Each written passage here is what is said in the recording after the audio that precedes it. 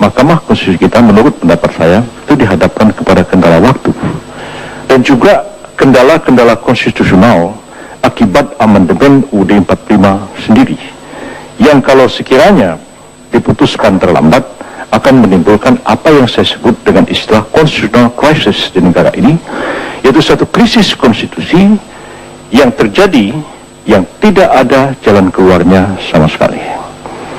Di Thailand, Mahkamah Konstitusi bisa membatalkan hasil pemilu karena dia sisi monarki konstitusional. Pemerintah bubar, Raja Bhumibol masih tetap berkuasa, dia bisa menunjuk Perdana Menteri sementara.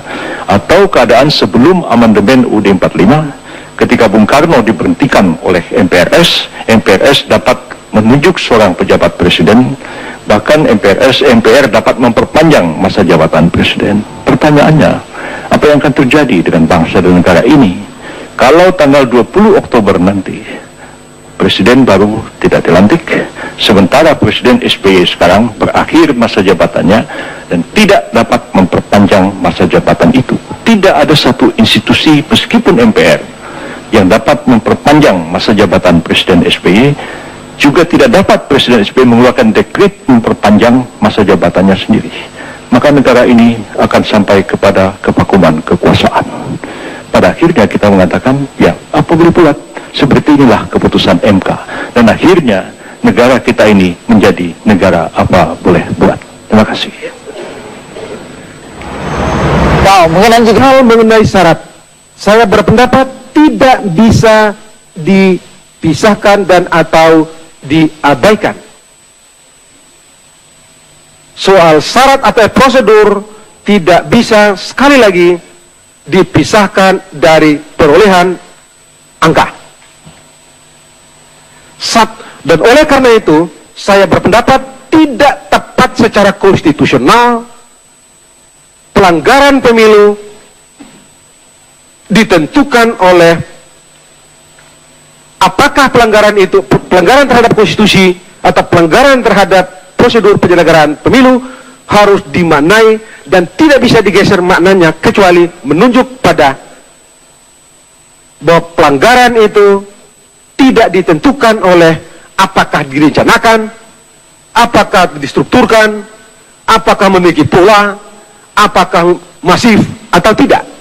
Dari segi konstitusi, asal terjadi pelanggaran terhadap norma konstitusi, itu pelanggaran konstitusi. Pelanggaran itu menengguhkan konstitusionalitas dari pemilu itu sendiri, bahkan menghilangkan konstitusionalitas dari pemilu itu sendiri. KPU itu adalah lembaga ciptaan setelah kita merubah Undang-Undang Dasar. Disebutkan sebuah lembaga komisi pemilihan umum nasional yang bersifat tetap dan independen. Itu jelas. Tentu itu tidak datang tiba-tiba. Datangnya adalah pemilu-pemilu dalam Orde Baru dulu, pelaksananya itu Menteri Dalam Negeri. Ya kan? Kita tidak mau seperti itu. Bagaimana pelaksana pemilu adalah sekaligus pemain, sekaligus wasitnya. Oleh karena itu timbullah satu pikiran, demokrasi ini harus maju. Salah satu kemajuan demokrasi adalah pelaksananya itu harus independen. KPU yang memproduksi akta otentik itu tidak berwenang untuk mengubahnya secara institusi. Tapi kalau ada seorang anggota KPU usil lalu mengubah sendiri, itu menjadi persoalan pidana, bukan persoalan KPU. Sebuah akta otentik itu menjadi bukti sempurna adanya prinsip illegality daripada produk itu. Nah, persoalannya adalah kalau itu produknya KPU, siapa yang bertanggung jawab atas produk itu? Apa lembaga lain? Siapa yang bertanggung jawab untuk menyimpan, untuk menjaga? Siapa yang bertanggung jawab? Ya, itulah menjadi kewenangan KPU secara otomatis.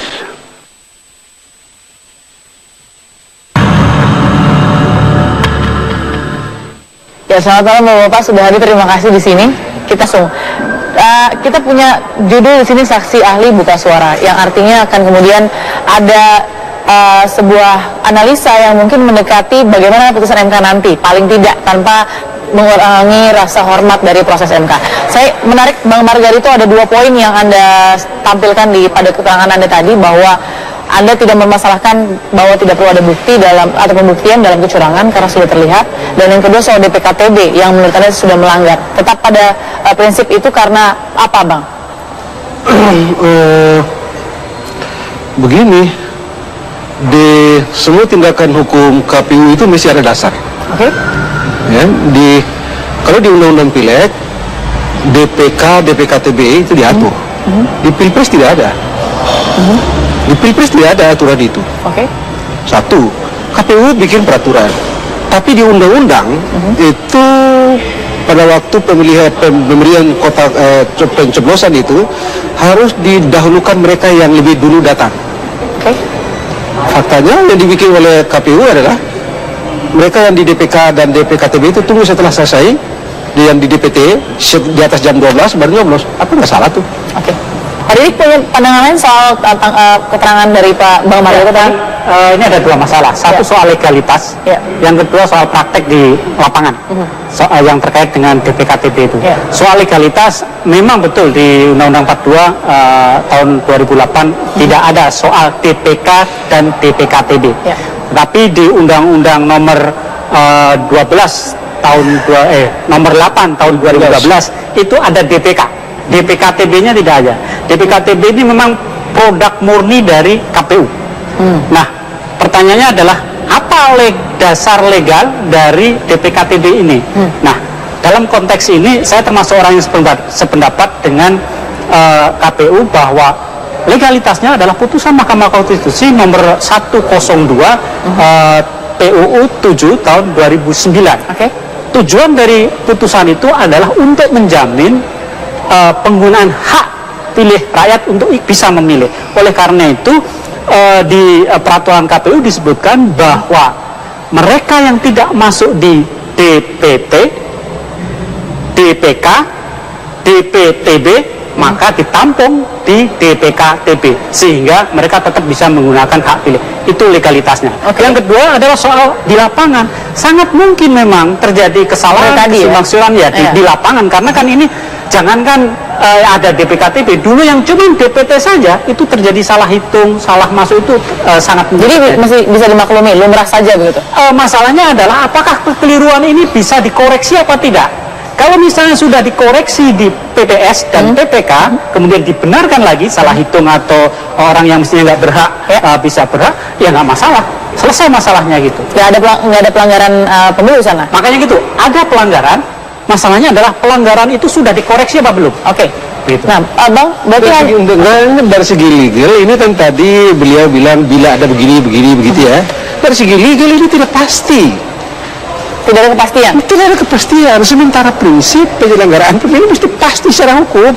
Begitu gitu. Nah, kalau orang berpendapat saya berbeda, jelas kita berbeda gitu ya. Ya, kita kan dalam kalau itu yang tujuannya adalah untuk menyediakan sarana, menjadi sarana bagi mereka yang tidak tertampung dan segala macam, bukan KDPT juga sarana untuk itu? Apalagi kalau misalnya dikaitkan dengan pendapat bahwa Pilpres itu dapilnya satu Indonesia. Kalau dapil satu Indonesia nggak usah pakai DPT. Dapil satu Indonesia kan orang satu Indonesia saat dari Ternate bisa nyoblos di Jakarta kan itu dapil juga. Baik, Bang Putut. Jadi kalau kita bermain logika begitu kan? Saya mencoba untuk menjembatani ya perbedaan ini. Maksud saya begini, problem kegaduhan politik soal makhluk hidup yang namanya DPKTB hari ini, kalau dirunut sebetulnya siapa yang paling berdosa, saya harus katakan DPR yang punya peran untuk membuat undang-undang yang berdosa paling pertama yang harus disalahkan. Sehingga kegaduhan, multi tafsir dan interpretasi yang beragam itu sekarang muncul di persidangan. Kenapa? Karena kalau misalnya teman-teman di DPR fokus kemudian bisa menuntaskan undang-undang, maka seluruh produk itu akan masuk di sana.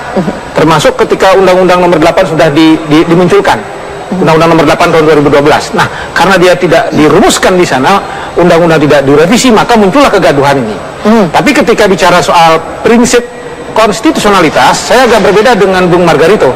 Nanti ketika bicara teknis mungkin saya akan sama. Kalau bicara prinsip konstitusionalitas pemilih, maka sebetulnya rumusan rumusan putusan MK 102 tahun 2009 ketika zaman saya di KPU, itu ada rujukannya lebih jauh lagi di tahun 2003. Ada putusan MK nomor 011-017. Yang prinsip dasar dari putusan itu adalah hak memilih dan dipilih merupakan hak dasar, hak konstitusional yang harus yang dijamin oleh konstitusi, undang-undang dan konvensi internasional, yang tidak boleh ditiadakan, dinafikan, dihilangkan, dan kalau penghilangan itu merupakan pelanggaran terhadap hak asasi warga negara. Itu putusannya. Nah, kemudian di putusan 102 prinsip dasarnya adalah hal-hal yang sifatnya konstitusional semacam itu tidak bisa dinegasikan oleh proses administratif.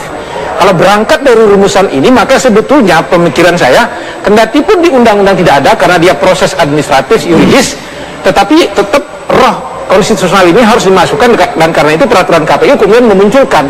Hanya memang, nah di sini saya pendapat dengan Bung Margarito bahwa potensi DPKTB kalau tidak dikendalikan, kalau tidak dikelola dengan baik, itu punya potensi kemudian bisa jadi kecurangan. Oke, baik.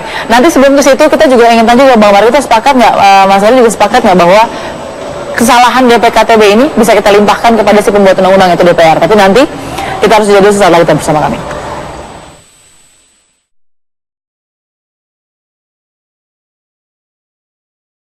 Ali ingin membandingkan sederhananya begini, ada putusan Mahkamah Konstitusi yang memerintahkan agar dilakukan pemungutan suara ulang dalam pemilu kepala daerah. Kenapa? Apa sebab majelis memerintahkan itu? Ternyata diketahui ada calon yang mempunyai hak dipilih.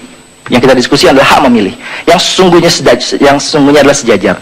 Hak dipilih tidak dengan sendirinya. Orang bisa kemudian menjadi presiden, menjadi kepala daerah, menjadi anggota DPR, dan seterusnya. Tapi ada syarat-syarat administratif yang harus dipenuhi.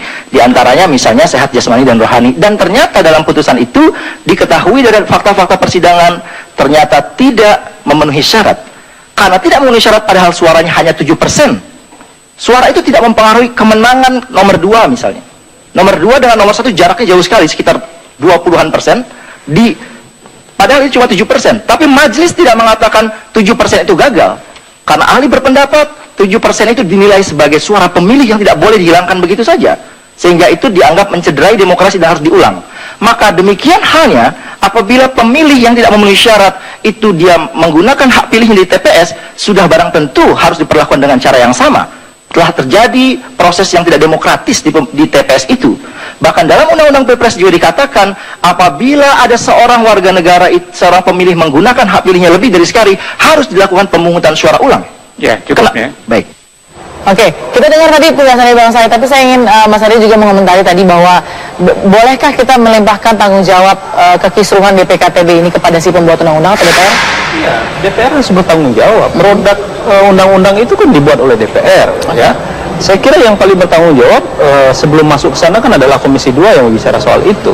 Bukan hanya soal jumlah pemilih tambahan itu, tapi juga yang menjadi persoalan adalah yang tidak pernah kan oleh teman-teman di DPR ketika membahas undang-undang adalah munculnya 2 calon. Seperti kita tahu kemarin kan juga menjadi polemik ya ketika sebelum Pilpres ternyata hanya 2 calon yang muncul yang kemudian pada akhirnya MK memutuskan. Inilah menurut saya kegagalan DPR periode sekarang ya di dalam mempersiapkan ya kita sebut saja mempersiapkan pemilu sehingga pemilu menjadi hari ini ya Pilpres menurut saya terjadi berbagai macam hal ya. Bang Margarito, bisa tidak kemudian kesalahan atau mungkin kekurang sempurnaan dari pembuatan undang-undang ini meringankan pelanggaran-pelanggaran atau dugaan-dugaan kecurangan dari KPU? KPU memikul tanggung jawab dalam soal pelaksanaan Pilpres. Karena begitulah perintah konstitusi. Tidak ada organ lain yang menjalankan Pilpres menurut Undang-Undang Dasar 45 kecuali KPU. Dan bagaimana cara apa dasar mereka? Undang-undang. Sesempurna apapun atau ketidaksempurnaan apapun, itulah dasar. Tidak bisa dilimpahkan ke DPR tidak. gitu? Dari segi legal dalam soal penyelenggaraan pemilu, KPU memikul tanggung jawab. Oke. Tidak ada yang lain. Mas Didi ada tambahan? Justru dengan beban itu, tanggung jawab itu, makanya KPU mengeluarkan peraturan yang mengatur tentang DPKTB. Karena apa? Peraturan ini, konsep DPKTB inilah yang bisa menampung pemilih yang punya hak pilih, tetapi namanya tidak tercantum di DPT, DPK, DPTB. Dia punya hak pilih, tapi nggak ada di situ. Apa kita tolak?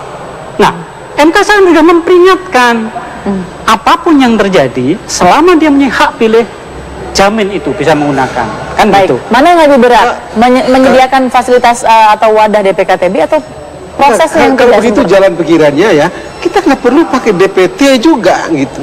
Jadi harus pakai apa? Nggak usah pakai misalnya KTP begitu, atau ini bukti bahwa kita sudah dewasa, kita sudah kawin, dan anak coblos saja bikin pengumuman, nggak usah. Karena dengan begitu terpenuhi terpenuhi hak konstitusional warga negara, karena dia bisa milih, apalagi kalau dibilang dapilnya satu. Oke. Satu Artinya republik ini memang misalnya. harus dimunculkan di undang-undang. Begitu itu gitu. Itu sebabnya. Saya ingin menunjukkan ya bahwa problem disharmoni di level undang-undang ini bukan melulu soal DPKTB. Ada 7 poin itu yang saya pelajari. Gara-gara ini tidak diubah undang-undang pilpresnya ini, sebetulnya ada beberapa konstruksi teknis di lapangan yang bermasalah. Satu soal DPKTB. Soal termasuk juga yang pencontrengan. Ya, saya ingin sampaikan itu. Kedua, soal bagaimana proses rekap. Undang-undang di Pilpres mengatakan langsung ke PPK, sedangkan kita konstruksinya ada langsung lewat PPS. Betapapun kemudian 2011 kemudian sudah direvisi. Ya. Tapi itu tetap menimbulkan multitafsir. Soal bagaimana memberi tanda. Yang sudah ditafsirkan kemarin 2009 memberi tanda adalah mencontreng. Tidak ada tafsir yang lain. Nah, sekarang kita mencoblos.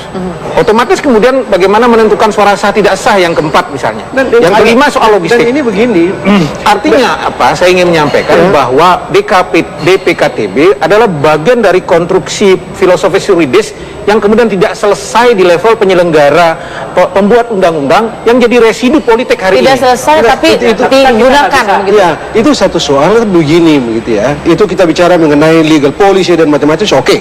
Oke. Ya, tapi bahwa KPU menurut hukum menyelenggarakan tugas atau fungsinya berdasarkan undang-undang. Ya. Pemerintah menyadari apapun undang-undangnya. ya, pemerintah menyadari bahwa ada loophole dalam Undang-Undang 42 2008. Ya, antara lain itu DPK dan DPKTB dan segala macam itu yang tidak ada di dalam aturannya. Itu sebabnya mereka mau menutup ini biar pemilu ini beres secara konstitusional. Mereka mau terbitkan Perpu menutup loophole ini. Oke. Tetapi oleh KPU ini soal teknis. Oke. Jadi nanti aja kita bikin. Akhirnya nggak keluar. Mas Eri setuju dengan Bang Margarito? Ya, saya kira memang seperti itu gitu ya. Karena memang dasarnya tadi tidak, pada akhirnya pelaksanaan pemilu itu menjadi seperti sekarang ya. Terjadi kan sekarang masalahnya pihak KPU dipersoalkan juga ya, Ya. terhadap teknis itu. Ya. Nah, karena aspek legalnya itu, konstruksinya itu tidak, konstruksi hukumnya itu tidak diikuti oleh KPU ya. Termasuk itu juga sehingga menjadi polemik yang berpanjang. Karena dari aspek hukum saya yakin teman-teman pakar hukum tata negara melihat dari sisi yang seperti itu, konstruksi hukum menjadi hal yang paling penting gitu. Oke, Mas Ini Didi. coba, ya, saya mau tambah sedikit begini. Ini KPU ini. Undang-Undang 42 itu bilang rekapitulasi di PPK. Kenapa mereka bikin peraturan rekapitulasi di PPS dan di desa? Dari mana mereka sumber kewenangan mereka? Itu di Undang-Undang nomor 22, nomor 15 tahun 2011. Juga diatur itu, Bos. Ada undang-undang yang Ada itu. Tapi begini. PPK, Tapi begini, sudah diatur. itu Dan soal menyangkut kewenangan, tugas dan wewenang KPPS, PPS, PPK, KPU provinsi, KPU kabupaten itu sudah ada. Saya tanya sekarang sama Anda. Pilpres ini pakai undang-undang apa?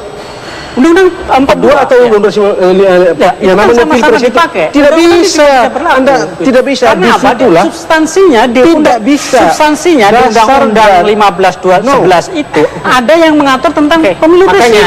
Betul. Iya, ada dua undang-undang yang berbeda. 42 2000. Maksud saya begini. Enggak, dua Undang-Undang 42 2000. Ada dua tafsir akhirnya. Tidak bisa, enggak. Saya berpendapat Ada dua tafsir akhirnya. Biarkan saya Bang Margarito. Enggak. Lex spesialis dalam Pilpres itu adalah Undang-Undang 42 2008. Di luar itu tidak. Makanya ada dua tafsir. Saya ingin mengatakan itu yang pertama. Ketika bicara lex spesialis, maka proses penyelenggaraan dan aturannya ada di 42. Maka tafsirnya harus pakai 42. Tetapi begitu bicara soal organ penyelenggara, siapa itu KPU dan pengawas, maka tafsirnya ada di 15 2011. Ya. Maka itu tadi kunci persoalannya. Ujung-ujungnya kembali kenapa 42 2008 itu kemudian tidak diubah lalu dirumuskan dengan rigid di situ. Dan saya juga salahkan teman-teman KPU ketika teman-teman di pemerintah bikin perpu, harusnya itu diakomodir masuk sehingga rapi semua, jadi jadi satu. Tetapi perbedaan saya dengan Bung Margarito adalah Bung Margarito mengatakan bahwa DPKTB kemudian tidak konstitusional karena tidak ada di undang-undang. Saya berbeda. Saya tetap spiritnya bahwa dua putusan MK 011 sampai 017 dan 102 undang-undang sumber hukum konstitusional. Putusan Mahkamah Konstitusi itu suruh perbaiki, bukan suruh bikin DPKTB atau DPK. Bang, begini. Begitu. Mas Dik, saya satu saja. Dan Undang-undang 12 tahun Undang-undang nomor 8 tahun 2012 tentang pemilu legislatif itu nggak ada konsep DPKTB, nggak ada, adanya DPK. Nah, apakah kita mau bilang pemilu kemarin nggak bisa? karena itu tidak dipersoalkan orang. Ya artinya kalau tidak dipersoalkan orang hasil pemilu legislatif sama seperti sekarang misalnya kalau dipersoalkan. Tidak dipersoalkan orang, tidak dibawa untuk mendiskualifikasi atau menyatakan putusan KPU, menyatakan keputusan KPU itu tidak sah, Mahkamah Konstitusi. Bagaimana sampai di Mahkamah Konstitusi ada musim berapa perkara ini? Bung Margarito, putusan 102 itu bahasanya jelas. Prinsip konstitusional warga negara yang tidak boleh dinegasikan dengan proses administratif. Tidak usah, jangan itu gampangnya. Undang-undang dasar itu ngatur itu. Undang-undang dasar ngatur setiap orang punya hak untuk dipilih dan memilih. Tetapi kenapa kita mesti bikin undang-undang untuk mengatur tata cara penggunaan hak pilih itu? Oke, Mas Heri mau tambahkan dulu. Itu gampang itu. Mas Heri mau tambahkan soal itu bahwa ada multitafsir yang kemudian akhirnya susah. Itu soal kecil. Yang dijadikan pijakan oleh KPU itu kan dua itu tadi, gitu kan. Sementara ya sudut pandang Bang Marga itu kan melihat bahwa pelaksanaan Pilpres itu mengacu pada undang-undang Pilpres, jadi tidak ada kaitannya dengan undang-undang bahwa tadi. KPU membutuhkan undang-undang tambahan untuk kemudian melakukan tata Karena cara. ada celah itu tadi, karena ada celah itu tadi. Maka paling sebetulnya 42 itu direvisi oleh DPR, lalu teman-teman KPU kemarin juga tidak harus keras kepala ketika pemerintah itu clear. Baik, sekarang kalau sudah sekarang begini, kalau memang undang-undangnya belum diperbaiki, masih ada dua tafsir seperti ini, lalu bagaimana? Tapi nanti. Oke, sudah sangat baik sekali tadi ada multitafsir penjelasannya Mas Didi menjelaskan. Pak Putu mau menambahkan soal multitafsir ini tadi. Nah, itu tadi kan Mas Didi bagus membuka fakta bahwa undang-undang pemilu legislatif sebetulnya tidak ada DPKTB. Nah, persoalannya kenapa? Karena pada saat itu ketika pembahasan, pemerintah juga punya peran, terlalu percaya diri pada saat itu bahwa dengan EKTP segala macam akan beres. Tidak mungkin ada orang yang bawa tidak terdaftar lagi dan seterusnya. Nah, buktinya sekarang faktanya seperti ini. 2009 460.000, sekarang 2,9 juta. Masalahnya 2009 nggak ada yang bermasalahkan, Pak Putu. Ya, 2009 justru lebih parah daripada kita yang dibawa ke pansus kita dipecat. Gara-gara itu kita dipecat. Makanya nggak bisa daftar lagi kan. Baik, jadi Pak Putu juga kena pecat waktu itu ya? Iya, secara politik dipecat itu. Tapi faktanya kita 460.000 KTP-nya. Nah, kalau sekarang kita yang 460.000 saja dipecat, ini 2,9 juta bisa dipecat juga nanti sama DKPP gitu. Nah, tapi ingin saya katakan bahwa pemerintah juga punya peran di situ. Ketika pemerintah tidak percaya diri menyelesaikan EKTP dan kita tahu sekarang hari ini gagal EKTP, kenapa DPKTB kemudian tidak dimunculkan sehingga rapi semua gitu. Nah, kan itu yang sekarang jadi persoalan kita hari ini. Tapi begini, ini ada dua. Saya ingin Mas Heri lihat nih ya. Ini dari Mas Didi kan menjelaskan, Pak Putu juga menjelaskan bahwa DPKTB, DPTB ini kan mewadahi hak konstitusional warga negara. Tapi jangan dipungkiri juga bahwa kepastian mewadahi itu juga harus dibuktikan, begitu Mas Heri. Secara politik gimana sih melihatnya? Iya, karena memang selama ini kan menjadi persoalan itu KTP. Saya ingin mengatakan begini, bahwa sebenarnya ada tiga pihak yang paling bertanggung jawab dengan situasi sekarang. Pertama DPR, yang kedua pemerintah, yang ketiga KPU. Ya, karena tidak ada cantelan tadi. Jadi kalau kita runut ke belakang, mestinya ketika misalnya undang-undang Pilpres itu tidak mewadai aspek teknis tadi, kan pemerintah bisa mengeluarkan perpu kan, mestinya seperti itu. Tapi itu tidak terjadi. Jangan nanti Mbak Balkis tanya sama saya kenapa pemerintah tidak mengeluarkan. Tapi kata beli putus sudah ditawarkan, tapi kepercayaan diri KPU tinggi. Menurut saya. Alasan KPU nggak mau? Nah, karena kan dengar-dengar dari teman-teman dengan peraturan KPU sudah bisa mendiskresi justru itu yang menjadi persoalan kemudian. Makanya menurut saya sekarang pihak Prabowo Hatta sasaran tembaknya adalah ke KPU, gitu loh. Jadi agak ke situ berarti. Karena saksi ahli KPU. Mas Didi, jadi tadi sepakat juga soal diskresi tadi ya, bahwa memang akhirnya jadi sulit begitu karena tidak ada kepastian tadi, Mas Didi. Ya, sebetulnya itu satu hal. Tapi kan hukum itu ada tujuan hukum kan ada keadilan, kepastian, dan kemanfaatan. Bang Margarito bilang soal kepastian. Tetapi bagaimana juga dengan nasib orang yang nggak masuk gitu loh. Masuk di DPT, DPK dan DPTB. Itu kan harus diakomodasi juga karena itu hak mereka gitu. Yang kedua, bagaimana kita menafsirkan putusan Mahkamah Konstitusi? Apakah itu berlaku pada saat itu saja atau bisa terus berlangsung? Karena putusan itu juga tidak direvisi, tidak dicabut, masih ada gitu loh. Oke, jadi mengambang gitu ya? Enggak mengambang. Putusan memang tidak pernah bisa dicabut. Enggak, putusan memang tidak bisa dicabut-cabut. Cabut itu kecuali undang-undang, cabut dengan undang-undang. Prinsip nilainya yang saya prinsip kira. nilainya iya begitu kan. Dan kalau prinsip itu di konstitusi ada. Makanya. Dan oleh karena itu dalam Undang-Undang 8 2012 diatur di dalamnya. Bung Margarito, makanya prinsip nilai di putusan MK 102 itu kan jelas. Prinsip konstitusional warga negara untuk memilih tidak bisa dinegasikan dengan proses administrasi. Karena itu dilindungi. Ini coba kita sekarang balik ya. Logika berpikirnya dibalik. Ini kita kan meributkan orang yang memilih. Dibalik deh. Ternyata 2,9 juta itu tidak bisa menggunakan hak pilih. Apa lebih dahsyat lagi tembakannya ke KPU kan? Sama saja. Jadi selalu KPU posisinya disalahkan jadi kambing hitam. Tapi begini, bahwa tembakan apapun sekeras apapun kepada KPU, kalau tindakan KPU itu on legal, by legal, tidak ada masalah. Ditahan sampai situ Bang Margarito, kita kembali lagi saat lagi tetap bersama kami. Seri bahwa setelah tanggal 21 apa yang terjadi? Bahwa benarkah ketok palu MK menjadi akhir dari menanti kita selama ini? Ya, saya ingin mengatakan bahwa tanggal 21 itu menjadi momentum politik. Ya. Saya kira mungkin Bang Margarito giliran kita nonton di TV ya.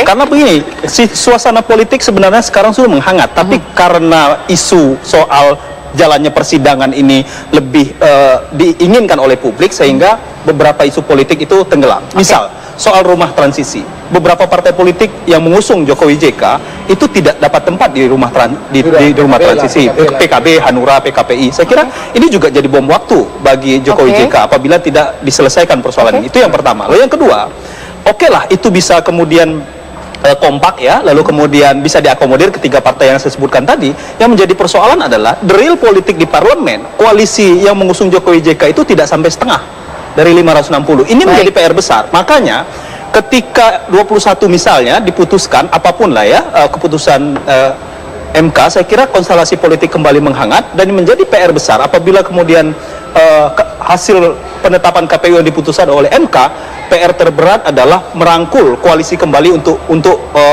kubu Jokowi JK. Kalau itu tidak dilakukan menurut saya, hambatan terbesar dalam pemerintahan Jokowi akan terjadi di depan mata, dan itu apabila tidak diselesaikan secara politik dengan lobby, dengan koalisi, maka menjadi ancaman serius bagi pemerintahan ke depan. Oke, Pak Putu setuju dengan menunggu MK dengan konstelasi yang seperti ini tadi? Betul, makanya tergantung dari putusan MK dan DKPP. Karena apa yang akan diputuskan oleh MK dan DKPP kemudian misalnya berbeda, maka dugaan saya blunder politik itu masih akan terpelihara gitu. Tidak cukup di MK. Betapapun sebutnya persepsi hukum saya adalah begitu MK ya sudah selesai sebutnya, udah final and binding. Nggak ada persoalan. Dari KPU sendiri melihat akan blunder nggak terhadap hasil tadi? Paling tidak, pasti kan sudah ngobrol nih, paling nggak melihatnya. Melihat KPU kan gini. Kalau KPU kan prinsipnya gini, apapun yang diputuskan oleh MK, maka akan dijalankan. Kalau MK bilang pasangan nomor 2 KPU, putusan KPU sudah benar sehingga pasangan nomor 2 tetap jadi, ya udah tinggal diproses pelantikannya kan. Kalau kemudian MK bilang pasangan nomor 1 yang menang karena ada apa yang disampaikan oleh Bang Margarito itu benar semua gitu, diterima semua meskipun agak nggak masuk akal gitu. Ya bisa jadi pasangan itu tebeh. Tapi bisa juga MK mutusin untuk daerah ini dilakukan PSU. Bisa saja. Baik, Bang Margarito terakhir, apa yang terjadi setelah tanggal 21? Ya, tanggal 21 bisa jadi pemungutan suara ulang satu Republik Indonesia. Dan itu berarti putusan sela gitu ya. Jadi boleh jadi di tanggal 21 itu putusan sela. Boleh jadi begitu gitu ya. Masih ada 50-50 kemungkinan ya, gitu ya. putusan sela itu bisa berupa pemungutan suara ulang di seluruh Republik Indonesia ini atau pemungutan suara ulang di sejumlah provinsi. Itu berarti soal Jokowi JK tunggu dulu. Karena tertangguhkan. Baik, terima kasih Bang Margarito. Gugatan pemohon kira-kira akan ditolak seluruhnya itu. Terima kasih Bang Margarito, terima kasih Pak Putu, terima kasih juga Mas Sidik sudah hadir mencerdaskan dan memberikan informasi yang sangat bermanfaat mudah-mudahan bagi rakyat Indonesia ini. Jadi akhirnya jumpa kita. Saya Balkis Manisang, selamat malam, sampai jumpa.